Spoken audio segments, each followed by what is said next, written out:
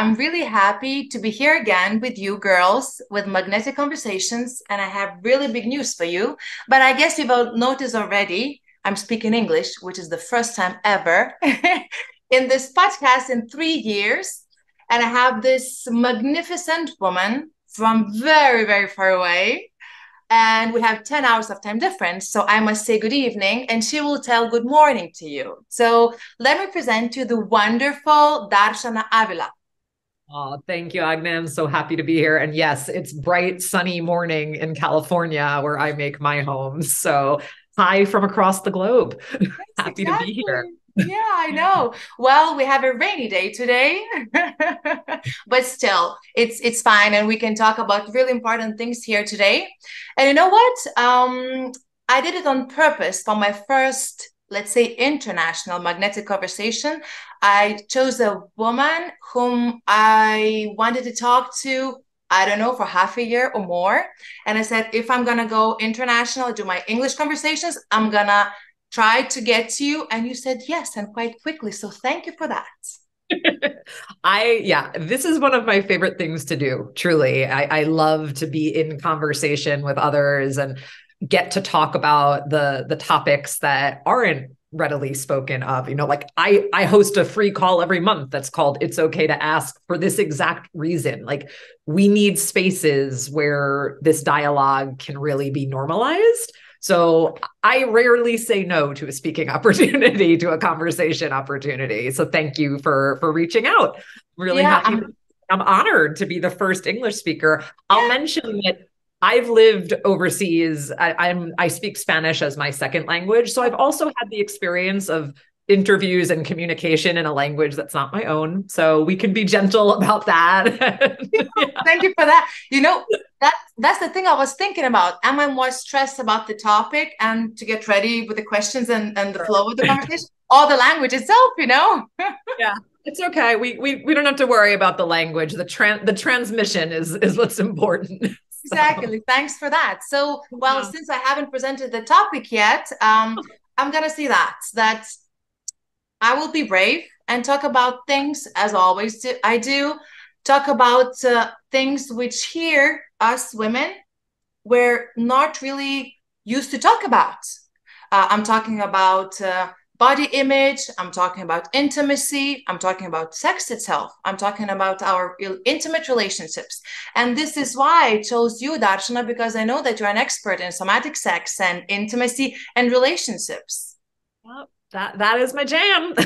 Yeah. Exactly. And it is really common here, like, to talk about many things, like how lucky you are, or like how successful you are, or how your business is going, or even how your love life is going. But nobody is talking about sex. Why do you think it's still a taboo, at least here in Nordic countries?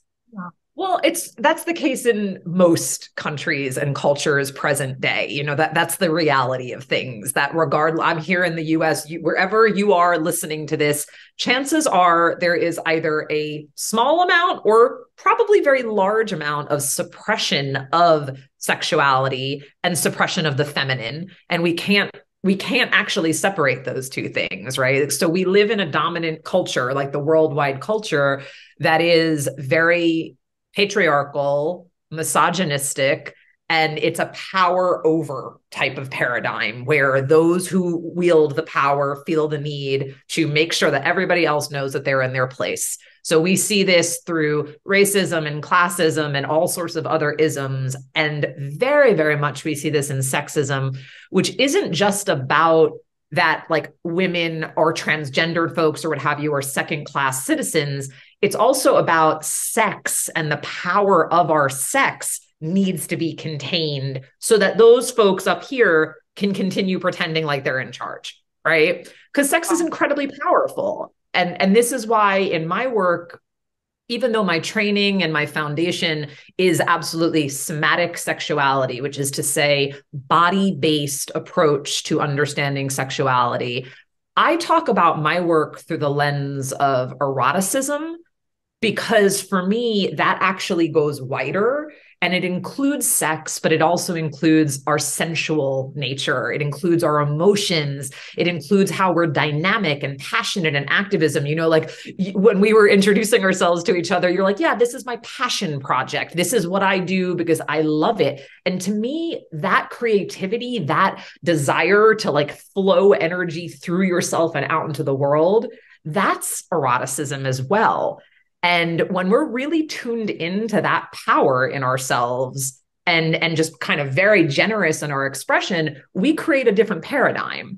And more of that is happening nowadays. And that's why we're seeing so much tension, so much disruption in the power structures that exist, because the feminine's like, all right, you've had your turn. You really screwed things up. Like, we're coming back, you know? Exactly. Thank you for that. Yeah.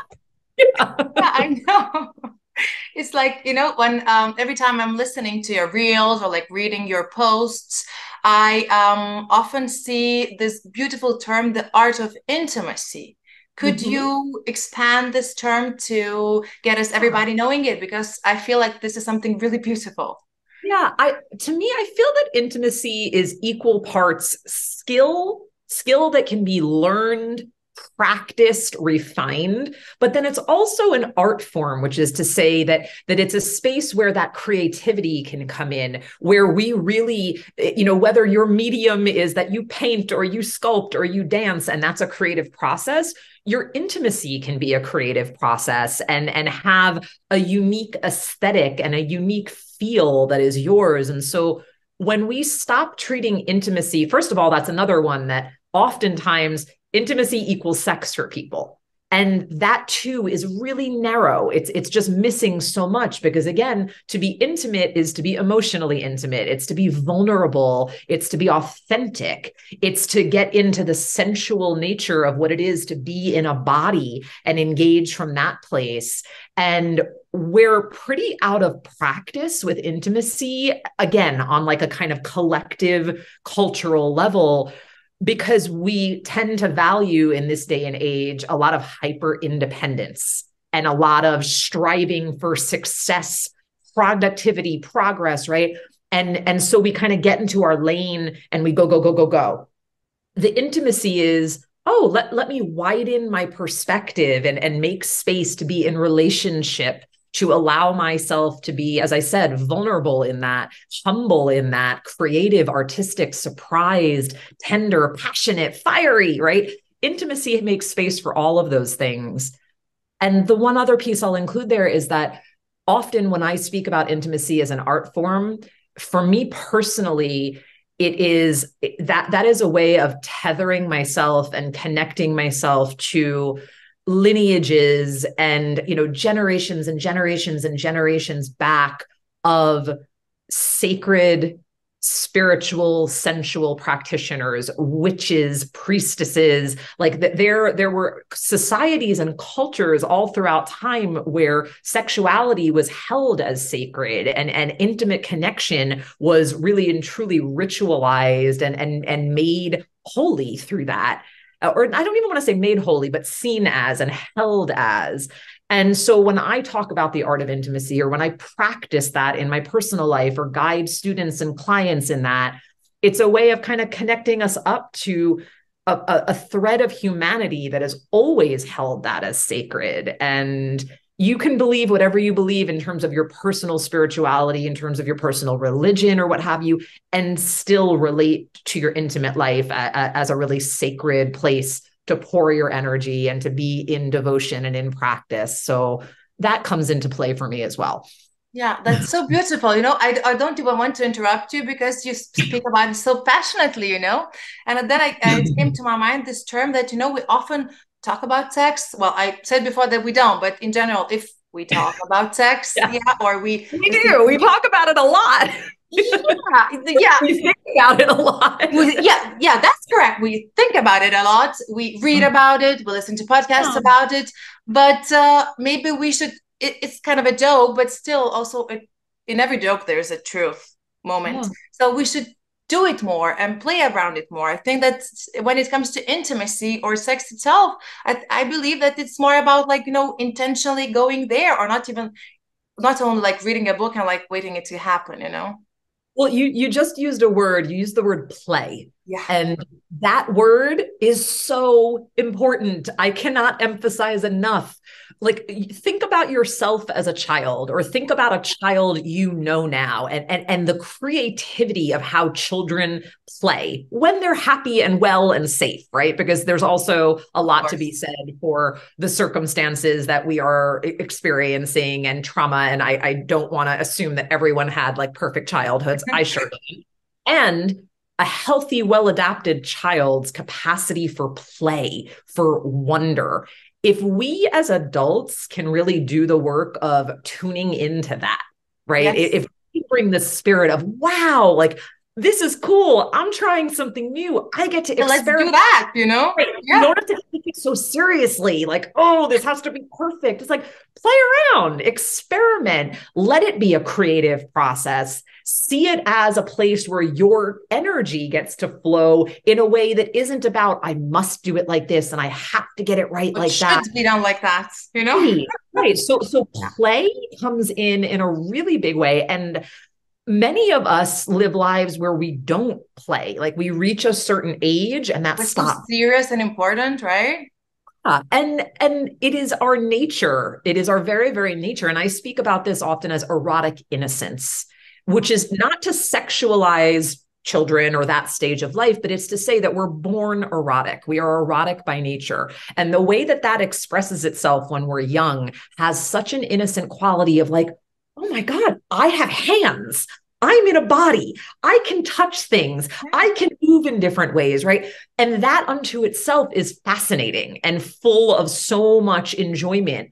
What would it take then for you in your present adult life to bring even just a little bit of that into your days, into your relationships? That is an intimate practice because you're getting to know an aspect of yourself intimately when you play, never mind whoever you might choose to play with. With, So a yeah. lot of opportunity there. Yeah. And also, I would add, if I may, like also being like the kids, and I have two boys. So when they're playing, they don't even hear things or like see things. They are there in the moment. So it applies here as well, I believe. It does. And that is maybe one of the most common things that people come to me saying, this is my struggle as adults, is I'm up in my head. I can't turn off all the chatter. So how do I focus is the question people come to me saying, like, That's a great question if you could yeah, answer like for this I'm as well. struggling. Yeah. And I mean, it's not such a quick, easy one-line answer. What it is about, however, is it is about embodiment. It's by which I mean learning how to put your attention into your body, into your sensing and feeling, to notice when your mind is carrying you off in a particular direction. Notice your feet on the ground. Pay attention to your breath. Feel your butt in the seat. Do something simple and small that brings you into your body, and put the awareness there, and do it over again and over again and Wow. over again. And then once you start bringing the focus there, then the next step is, what feels good to me in here? Like what can I find, even just sitting in stillness right now as you and I are having a conversation? Let's do this as a practice. Like, I invite you, and I'll do it too, and the Yes. listeners can, like, pay attention to your body right now, just as it is. You don't have to change anything. Okay. But is there somewhere that you can tune in and notice, like, oh, I feel good in my pinky finger. I feel good on the tip of my nose. Like, Beautiful. right? Like, find a place in your body that has a positive association right now. So I'm Mm. going to stop talking for a minute.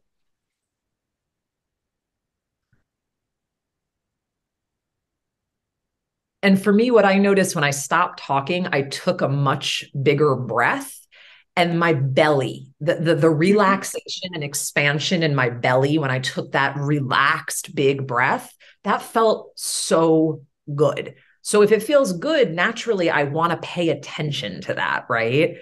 The trouble for many of us is we're not paying attention to our bodies. So we're missing the moments where it feels good. So the practice is pay attention to those moments, devote yourself to it, set a timer on your phone if you need to go off a few times a day and have the timer say, check in with your body, like Wow.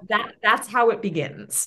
This is amazing, and well, I was thinking before of this conversation about pleasure in general, because well, me myself, I like living my life with pleasure, meaning like, doing the things I like and I love and I choose instead of I have to, I ought to, I must to. I love good food, I love flowers, I love good books. I don't know, I love walking a lot, right? So yeah, so this is pleasure. And I see many women here, at least in Lithuania. I don't know how's it out there Yeah. further away, that we do forget that we can build our happy life and bring more play into our life, also paying attention to the pleasurable moments, not only necessarily in intimate moments. Could be like having a glass of perfect temperature water. It's like, Exactly. And that right there is to live in attunement with and awareness of the erotic. Because the erotic is, when I say that it includes your sensuality and sense pleasure, it's like, here I have like these beautiful flowers sitting over here, and I can gaze at them and that gives me pleasure. I can breathe that fragrance in. I can walk outside and really take a moment to recognize whether it's the rain that's falling in Lithuania or the sunshine that's here for me in California. Like to be so like in connection with our senses, that pleasure becomes something we register, because it's not just about sex alone. And that becomes a trap when we make pleasure only about sex. Sex starts to feel like a lot of pressure. We I put a want you to lot of stop pressure. here. Girls, Yeah. please underline that in big, bold, pink letters. Sorry. Yeah. No, don't Yeah, be sorry. It's real. it's very If important. your only way of defining pleasure is sex, you're setting yourself up for struggle. It's going to feel like this heavy weight that your sex life then carries the burden of. When you're actually allowing yourself pleasure of different sorts, when, like you are, Agne, like when you're prioritizing, I want to eat the good food, I want to enjoy the flowers, I want to listen to the music that I like, I want to dance and move my body or run around or play with my children. Like, pleasure is a wide range of possibility. And the more we're in a practice of allowing pleasure in our lives, also, I want to emphasize that pleasure can be rest. Pleasure can be stillness. It doesn't always have to be, I'm actively Yeah, pursuing something. yeah. There can be pleasure in learning Being. to sit still for a few minutes. Yeah, Yeah, relaxation, yeah, right? So, but it's the fact that we mentally, now here's where our mind is our friend, right? Like, we don't want to get too stuck in there, but it is important to have your mind recognize, oh, this is pleasurable. Make a note, make a mental note, bring your awareness and your focus to saying, looking at these flowers, that gives me pleasure. Having this conversation with you, pleasure. yeah, And then you start to realize, wow, pleasure is abundant. Pleasure is everywhere. I get to have a lot of pleasure. And your sex becomes a part of that, but not the place that you're putting so much focus on that it has to carry the weight of being your one and only source of pleasure. So yeah. a lot And more we then, could stop there. yeah, exactly. No, that's fine. And especially when we're, well, we're talking to female audience now. We have many, many beautiful women. And so when we women, get at some point mixed up between our roles that we have, like, we're like, employees or like bosses or like mothers or daughters or business partners or lovers, you know, at some level, I believe that we do cut it in like different pieces. Okay, now I'm working, so it's work. Okay, now I'm resting, that is rest. And I believe that if we mix that at some level, and if we're in our bodies and a little bit more relaxed in every moment, not only, okay, now we're going to have sex, I'm going to have to relax, so we're going to do it, So it would be easier as well, doesn't it? It is, because in that Mm. case, you're really attuning to your own self then as a source of pleasure. Like, you recognize your capacity for it. And also too, this has to do with there's a phrase that I used recently, and a bunch of people really like responded to it. The phrase was be the turn on instead of getting turned on. So think about that. Like, what is it like to be the source of your turn on instead of, oh, I've got to go get turned on now? Yeah. So the distinction there is that instead of working hard to get ready for sex when you're busy being mother and boss and this and that and the other thing, and then all of a sudden it's like, oh, I got to check this off the to-do list. Time for me to pretend that I'm sexy. Yeah. Time for me, like, that doesn't really work. Or it doesn't satisfy whomever is involved. It's generally not satisfying to us, and really and truly, it's not satisfying to our partners because it lacks authenticity. When you are focused instead on like your regular baseline of like, yeah, I'm in my pleasure. I love being in my body. I enjoy my life. I know that for me, for instance, I have to have time in nature and I have to have time for movement. And my movement is, I mean, I love to go to the gym and get my like power workout on, but mostly it's dance that really connects me to my sensuality. So if I'm not dancing and I'm not getting some time out in nature, and then I have a date on the calendar with my partner, I'm not going to show up to that turned on and wanting sex because I haven't even connected to me. Right. Yeah. However, if I've done these things that I know connect me to my body, that register pleasure, that relax me, that inspire me, and then it's like, ooh, date night. Hello. I'm to date night and I'm like, yeah, I got all this erotic energy that I've already been cultivating. And now I get to flow that in the direction of my partner with a lot more generosity, a lot more ease. And sex is not about a chore. It's about a genuine desire to continue the flow of that energy, right? So that's what I mean when I talk about be the turn on. Let it be your embodiment. Yeah, I love and I want to emphasize it how you explained that you cannot connect to another person if you're not connected to yourself. That this makes so much sense, you know? Like if you're wasted all over the place with all your to-do lists and all your stresses and everything, how you're gonna connect to your partner if you're like And I'm aware that the audience that we're speaking to are females, yeah, women primarily. And look, if you are a woman who is connecting with men, this is something the men need to hear too. We all need to hear. This isn't gendered. Like the cultural and societal expectation that we should just, oh, I'm available for sex. yeah, We're not living in the 1950s anymore when the dutiful housewife had dinner on the table at 6 p.m. and then fulfilled her wifely duties. Like that's not the reality that most of us are inside of. Most of us are living in households where we are managing a career, we're managing the home, we're managing children, we're managing business, we're managing all these different things.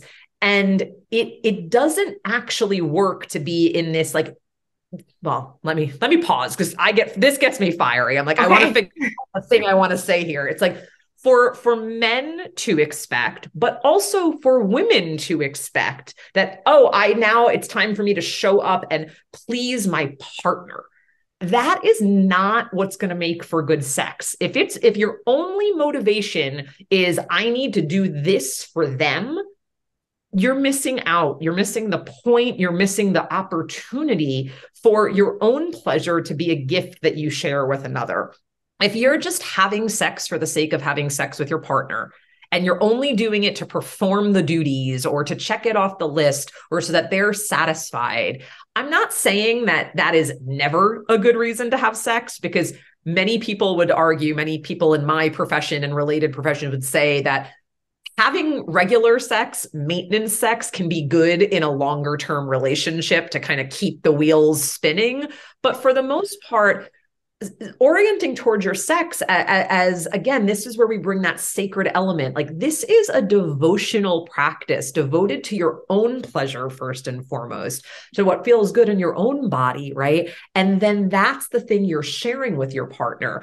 I work with couples as well as individual women. And I can tell you from the standpoint, particularly when I'm working with cis heteronormative couples, man, woman, the men, when they realize what they've been missing, when they've had a partner who is just showing up for sex because that's what we're supposed to do, and then that partner, through our work together, all of a sudden claims the power of their pleasure and really centers that and their eroticism and starts to learn how to have sex in a way that's truly enjoyable, the men are like bowing down saying, thank you, I didn't know what I was missing, like, because it's so much juicier, it's so much more satisfying like that. So we all have opportunities there to really recognize that there's a particular script that we've been handed, and that script says women show up to provide sex for men. And when we throw that script out the window and we all say, hey, I want to have sex because it feels good to me and center my pleasure. And if you and I are going to have sex together, let's figure out how we do that in a way that works for both of us. Everyone's happier. I promise you. Everyone wins. That's amazing. And now Yeah. you almost started replying my next question, which is about communication about sex in the partnership, in the family, or whatever is that with your partner. I don't know, how do you start doing that if you never did it? Because you just do the duty. So how do you start talking about sex? Do you have a certain vocabulary for that? Any advice? So you just said something really key, which is most of us lack the vocabulary, right? We don't actually have the words, and that stops us because it's like, we need to talk about this, but that there. Yeah. So the first place to begin is to have a conversation acknowledging the fact that you haven't been having a conversation and be vulnerable, like be mutually vulnerable. Like, hey, we don't really talk about sex. I know it's awkward. I feel hesitancy. I don't want to fight about it. I don't want to hurt your feelings. I'm afraid of the things that I don't know. Like, to be in that place of just honest, vulnerable, like, hey, this can be awkward. And I care about you. I care about me. So are you willing to like lean into the awkwardness with me? Are you willing to maybe then start to get some help? Like, because there are so many people out there, me and many other coaches and educators and counselors who will help you gain the vocabulary and can teach you what it's like to be able to say, I like to talk about feedback. A feedback sandwich is a really great little, like, I'll give you all a practical piece of, like, if you want to give feedback and open a conversation about sexuality and what's going on in your intimate life, a really great way to do that is to create a sandwich where you say something vulnerable and positive first.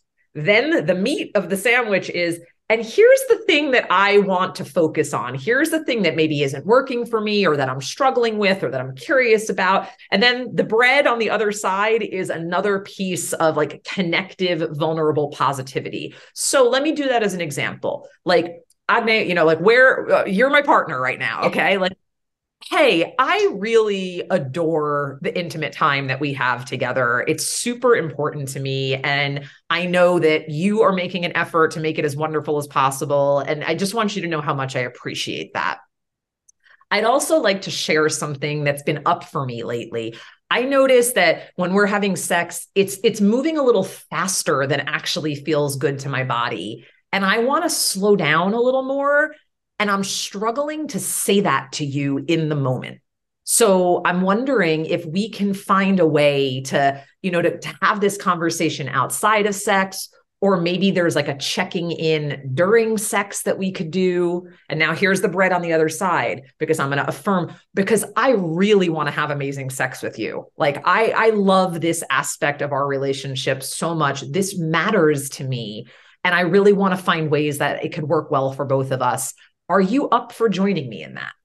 Like that's what becomes possible. Like, it doesn't only, like, a lot of times we come in with complaint and criticism. Like, you're not doing this. Like, I didn't like the sex we had last night, or we don't say anything at all. And we're just like, nope, I don't want it. I don't want it. But learning how to actually open a vulnerable, honest, specific conversation, that's when all the potential and the possibility that exists in your sex life can really get unlocked. This is amazing. Then one more example, which I was thinking about while you were explaining this sandwich thing. we also get a lot of push. Like, if you want change, tell me what to do. And we're like, well, I don't know. Yes, yes, right. And that's enough like that.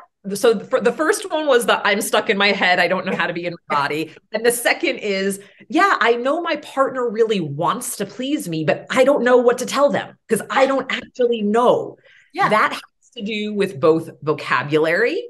Yeah. That's a piece of it. When we start to have more specific vocabulary, instead of just saying, touch me, Yeah. you can say, touch me soft and light like a feather, touch me firm, grab me, squeeze me, tap or like, look, I just left Yeah. arm print on my arm. Like, there's nuance both to the words that we use and then the physical experiences that go along with them.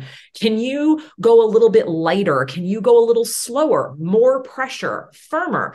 The vocabulary is a piece of it, but then also creating opportunities to practice, to explore and experiment. So I use a practice that comes from a woman named Dr. Betty Martin. Sorry, I was about to say Betty Dodson, another amazing sex educator who's passed on. Betty Martin, whose body of work is The Wheel of Consent. She has a ton of free information out there online. Like, look her up. There's a practice called the 3-minute game that comes from Betty's work. And the premise is that you and your partner take turns touching each other in different ways. There's 4 rounds of the game. In one round, if you and I are practicing together, you tell me how you want to be touched, and I do only that. In the next round, I tell you how I want to be touched, and you do only that. Then we've got 2 more rounds. This time, I'm going to touch you the way that I want to. You can give me boundaries. You can say, I don't want you to touch my face, or I don't want you to touch, I only want firm touch, not light touch. And then I do whatever I want to you for those 3 minutes within a consensual range. And then we flip flop and you do what is pleasing to you by touching me. Creating practices like this so that you're learning about yourself and your partner, you're learning how to use more specific vocabulary. You can do this. It's called the 3-minute game because it's 3 minutes for each round. You can do it for whatever amount of time actually works for you. But things of that nature, which ultimately what is being honored there is the fact that we don't often know what we like and want just straight out of the gate. And we're not mind readers when it comes to our partners.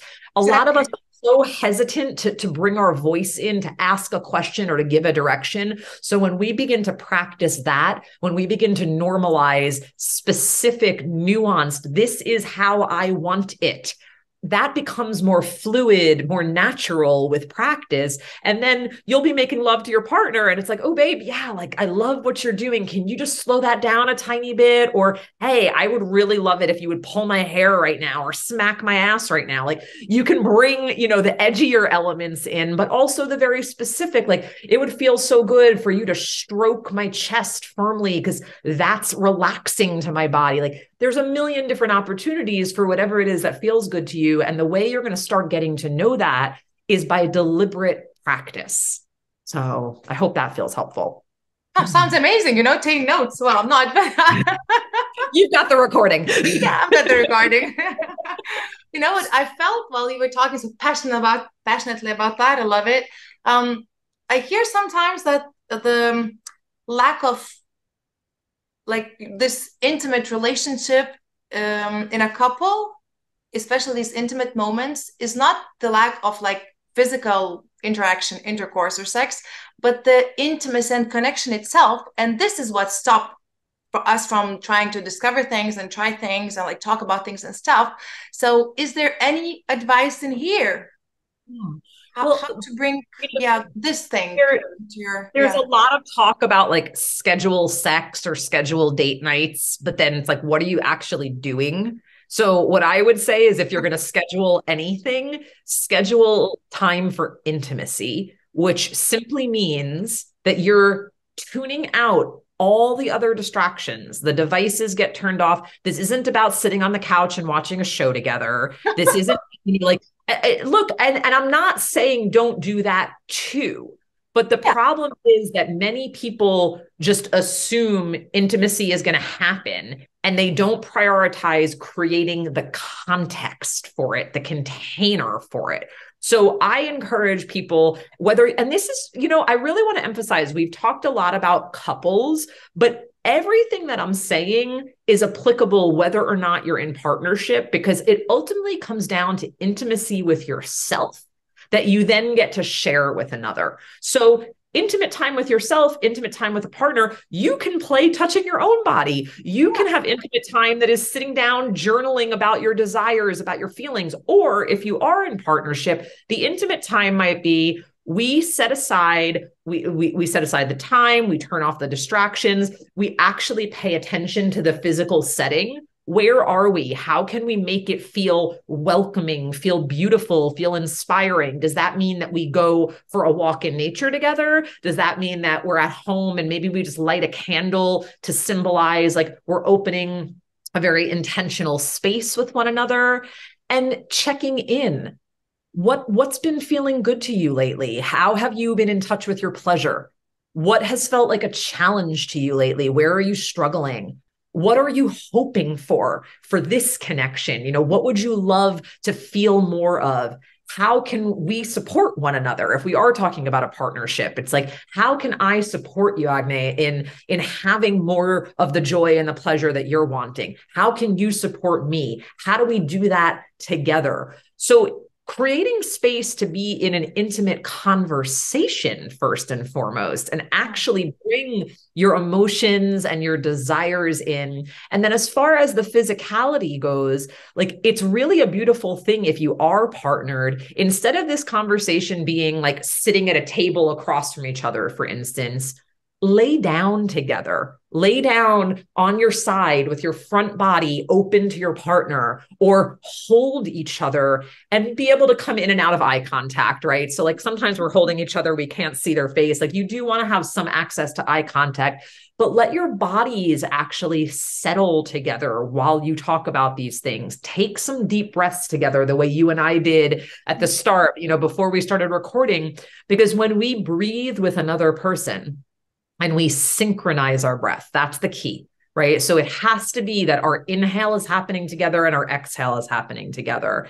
Helpful to let that be, to make that a practice is to breathe in through your nose and then to breathe out of your mouth with some sound. So I'm going to not like a straw. I just saw you Oh, purse yeah. lips. No. Show you to be. So it's a sigh, because what we want is the relaxation that a sigh brings to our nervous system. So let's me and you sync our breath up. Ready? Yeah. We're going to inhale and now exhale through the mouth. Let's do 3 more of those.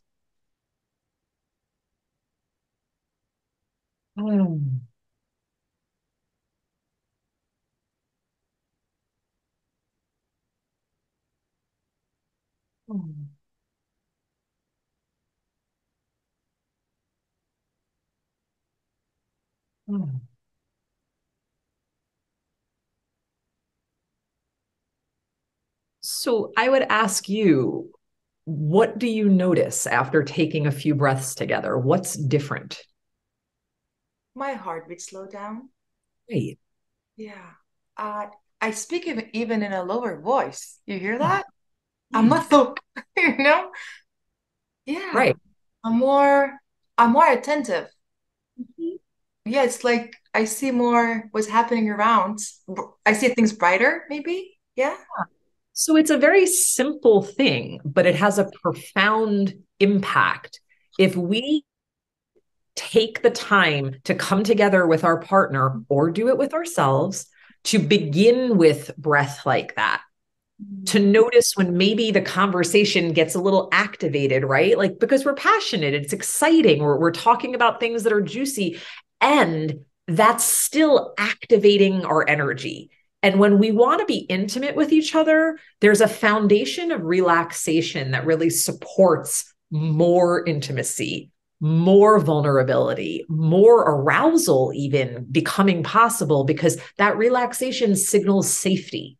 Yeah. And at the end of the day, we are wired to need and want safety in our connections. We are wired to want that resonance. So when we breathe together, we're creating resonance. Our heartbeats are syncing up with one another. Our breath rhythms are syncing up with one another. We sense safety, especially when you do that audible exhale, that sigh.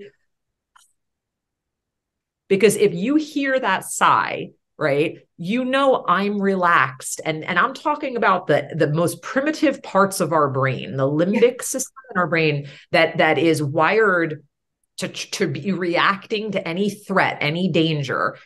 It then hears, oh, there's relaxation in this other person. I'm safe.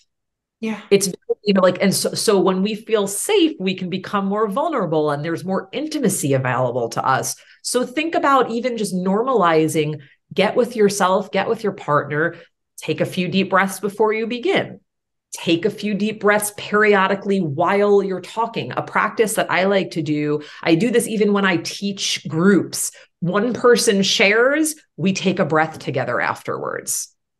Because so quickly, you know, so often it's like, okay, the next person's speaking, the next person's speaking, and we never even have that moment to kind of settle together again. So what would it be like to normalize in your partnership? One of us speaks, and then we take a few breaths together before the other person speaks. Just try it, see what it does. Yeah, sounds very simple and very beautiful. You know what I notice myself? For example, if I'm breathing at any moment, not especially intimate moment, any moment, with my belly relaxed, not like, me being a woman, like also abstracted, contracted, and I'm breathing here. That helps a lot as well. Like, being in your belly, like, you know? Yeah, absolutely. Because a lot of times, we hold so much tension in our bodies, sucking in our stomach, keeping ourselves upright, tightening our butt, and our pelvic floor then is Yes. constantly getting tightened. And let me dispel any myths you might have heard about a tight pussy or a tight pelvic floor being the thing. It's not.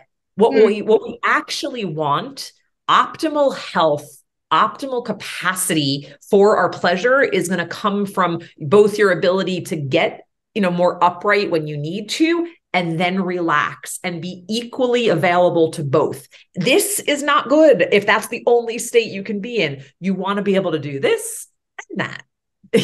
So Yeah. get upright, get tension in the good tension in the body that lets you mobilize, but also have the ability to soften and become more receptive and relaxed. And that plays out through our breath, through our body movements. It absolutely impacts our sexuality. So that's another way to consider all of this. Everything we're talking about, each piece influences the other piece. Yeah. The way you're breathing influences your pelvic floor, which is going to influence the pleasure you have during sex, which is going to influence the intimacy and quality of your relationship. Like it's just connecting the dots all over the place. Like, like the puzzle game when you put the pieces which connect and make a beautiful picture. Yeah. Exactly. Well, you've also mentioned safety. I would like to go there a little bit because I hear that you said it as an example. Like if I feel safe, like breathing normally and like calmly, I can lean into intimacy. But then I thought, what about not feeling safe in a relationship in general? Can you relax then into intimacy? Yeah. No. Exactly. That's what I wanted to hear. Here's the simple answers. Yeah. And this is Yeah. something that many people, it actually can be very confronting to recognize that you might be committed to a relationship, invested in a relationship, and not actually feel safe in it. Because that flies in the face of the image that we've created of what our partnership is like. And I want to invite you to think about safety on a more nervous system, like physiological level. Things that create safety are absolutely correlated to the relaxation of our nervous system. So when you're in that vigilant, upright, I've got to be tracking everything that's going on around me, I'm juggling a million balls in the air, you don't have a chance for your nervous system to really settle. And if that's the case, you're guarding your heart on some level, you're holding back your words, you're not bringing vulnerability and authenticity in, you're performing. And sometimes, now I want to be very clear, we don't do this out of conscious choice. We do that out of necessity for survival when we're young. We learn how to cope. We have protective strategies and we learn things that keep us safe enough, which is to say, fed, clothed, getting some baseline of attention when we're little and things aren't perfect. But then we carry those patterns into our adult relationships. And we have never had an opportunity to necessarily learn about what safety could be like, what becomes possible, what do I need for safety? It has to do with things like how quickly or slowly someone approaches me and speaks to me. It has to do when we're talking about like safety and physical intimacy. A lot of times there's something that's just happening too quickly, too intensely for our body to really acclimate to it. So a partner, for instance, coming directly in for a kiss on the mouth with tongue, as opposed to holding each other in an embrace for a few minutes, and then maybe like some soft kisses that are wider and then move towards your mouth.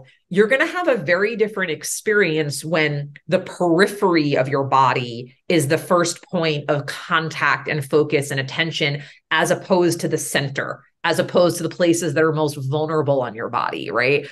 This applies not just to touch, but also, again, to how we converse with one another, how we enter a space together, whether or not we feel safe enough to bring our voice, to use our voice and speak our truth and be heard by another. So if that's not going on in your relationship, you've got a lot of foundational work that you have an opportunity to tend to. And I want to position it as an opportunity, giving the benefit of the doubt that I hope that more people than not who might be listening to this are in partnership. If they're in partnership, that they're in partnership with someone they like, and that they have confidence that even if things aren't perfect, like we want to work together and actually be partners in making it feel safe and good. And it takes some courage then to be willing to say, like, hey, I don't know if I'm feeling as open as I could, as safe as I could. And I really want to learn more of what that's about for me and what becomes possible there.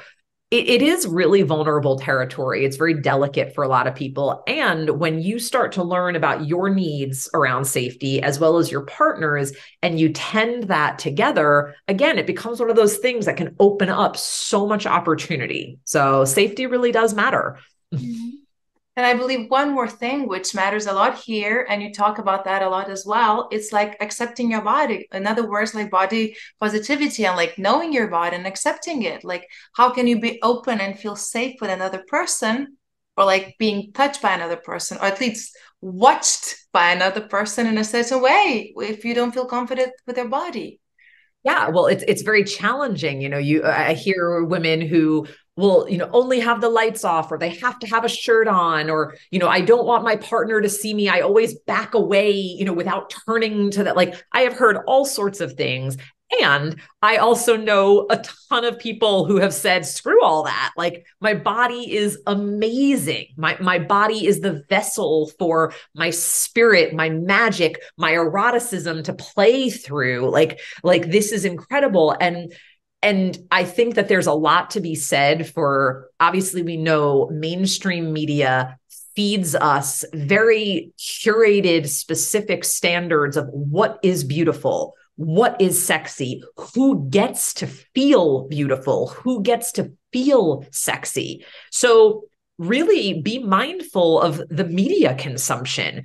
Seek out people who look different, people whose voices are affirming the goodness of our bodies.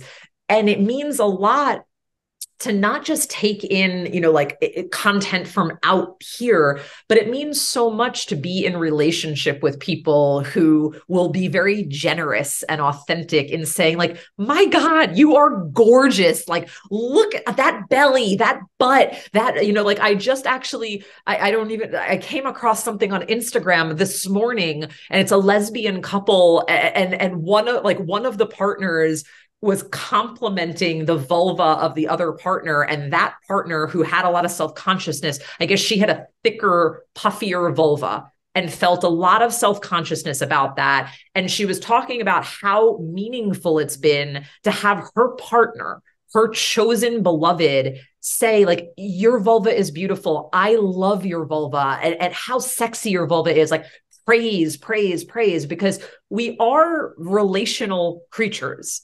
We learn about ourselves through relationship. We have our self-image reflected to us by others. So surround yourself with people who are going to lift you up, who are generous in saying, like, you're amazing. And be that person too. Become that for the people in your life. And this is so especially important, I think, in friendships between women. Like, sing the praises of the women you love. Be generous with them. Be the one who's like, who cares if your hair is a mess and you didn't sleep last night? Like, you're radiant. Like lift each other up. That's what it comes down to, because the more of us that are doing that, and the more, this move, like what is headed as body positivity, like, and there's some stuff in there that's still, like, different people hold that different ways. There's still, like, different standards of beauty for different people, whiteness and Eurocentric standards of beauty that aren't inclusive of how women of color feel in their bodies. Like, there's still a lot of nuance to tend to there. But the foundation is, like, be the woman who's boosting the other women. Choose the partners, choose the relationships, the friendships, the community where people are just celebrating each other instead of tearing each other down. It's possible. And you can also be the source of that.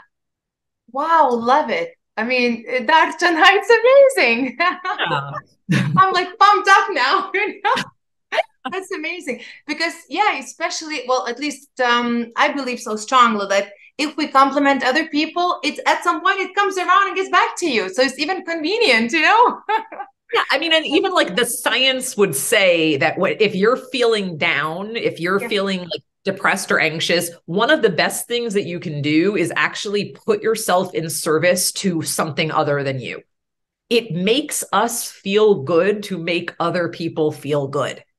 Like, this is just a fact of our human nature. So compliment somebody else, cheerlead somebody else, and watch what that does do for you. It's like, oh, wow, okay, there's a little boost, like, This is so, amazing. And you're yeah. amazing, Darshana. And I have a gazillion other questions, but I always try to keep everything in time and respect other people's time.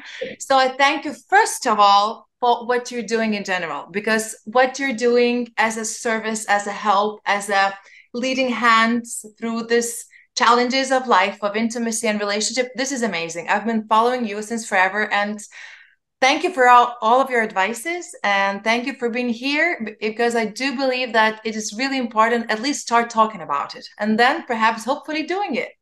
Yeah, it's Change. and everyone, you start where you are. You start where you Yeah. are.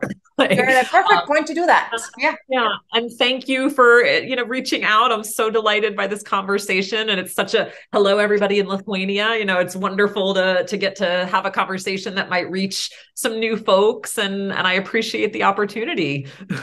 Yeah, thank you so much. Oh, and please, if you want to know more advice or any other information, so you can follow on Instagram, Erotic Wholeness. So you see Yes. everything what, yeah, that's nice Everything talking about. there, erotic Yeah. wholeness. I'm on Instagram quite a bit, and I would love to hear from you. And so, yeah, please follow along, reach out, and until soon. Yes, hopefully. Thank you so much again. I love it. My Mwah. pleasure. Bye. Bye-bye.